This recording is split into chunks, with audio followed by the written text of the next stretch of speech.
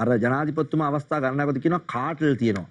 මේක ඖෂධ ගෙන්වීම වෙන්න පුළුවන්, ගල්ලඟුරු ගෙන්වීම වෙන්න පුළුවන්, තෙල් ගෙන්වීම වෙන්න පුළුවන්, ගෑස් ගෙන්වීම වෙන්න පුළුවන්. මේ පාලකයාත් එක්ක එකතු වෙලා දූෂණයන් වංචාවන් වලට සම්බන්ධ වෙච්ච නිලධාරීන් යම් ප්‍රමාණයක් සාත්‍ය බහුතරය ඉන්නේ හොඳයි.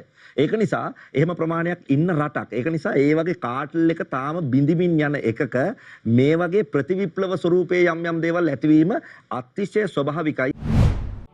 ඇගේ කතාව ලියන්න, ඇයට ඉඩ හරින්න.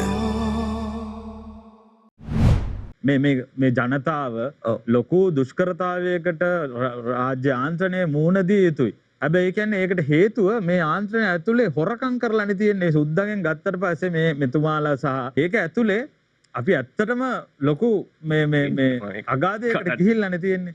එතකොට දැන් මෙතුමාලා මෙහෙම දැන් මේ ඔබතුමාලා අතින් මේ වෙන වැරදි නිසා නැවත සැරයක් රැල්ලක් ඇතිවීමේ වීමේ ඉඩක් පවතින්න පුළුවන්. නෑ මෙහෙම අපි විශ්වාස කරන්නේ මෙහෙම. අපි කියන්නේ දිදුල අපි විශ්වාස කරනවා මේක අර ජනාධිපතිතුමා අවස්ථා ගණනාවකදී කියනවා කාටල් තියෙනවා.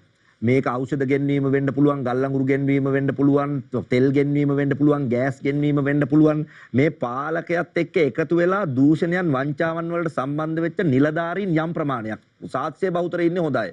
ඒක නිසා එහෙම ප්‍රමාණයක් ඉන්න රටක්. ඒක නිසා ඒ වගේ කාටල් එක තාම බිඳිමින් යන එකක මේ වගේ ප්‍රතිවිප්ලව ස්වරූපයේ යම් යම් දේවල් ඇතිවීම අතිශය ස්වභාවිකයි. ඒක නිසා අපි ඒ සඳහා ජනාධිපතිතුමාත් අගමැතිතුමිය ඇතුළු අමාත්‍ය මණ්ඩලය, മന്ത്രിවරු සහ මේකේ බිම දක්වා ඉන්න මේ අපේ දේශපාලන ව්‍යාපාරින් සියලු දෙනා මේ සම්බන්ධව සාකච්ඡා කරමින් කතා කරමින් යන කාරණාව තමයි මේ ලබා දුන්න බලය මිනිස්සු දශක ගණනාවක් උත්සාහ කරලා රට වෙනුවෙන් පොදු අපේක්ෂාවක් වෙනුවෙන් දුන්න එකක් මිස දේශපාලන ව්‍යාපාරයක් වෙනුවෙන් පෙනී හිටපු එකක් නෙමෙයි. ඒක නිසා මේක බින්දින්න කොයි වෙලාවකවත් අපේ අපේක්ෂාවක් නැහැ. ඒ වෙනුවෙන් අවශ්‍ය කරන සියලු ආකාරයේ ක්‍රියාමාර්ග ගන්නවා සහ ඒ විශ්වාසයත් අපි 100%ක් තියෙනවා. දකින රකින ජන පෙරමුණ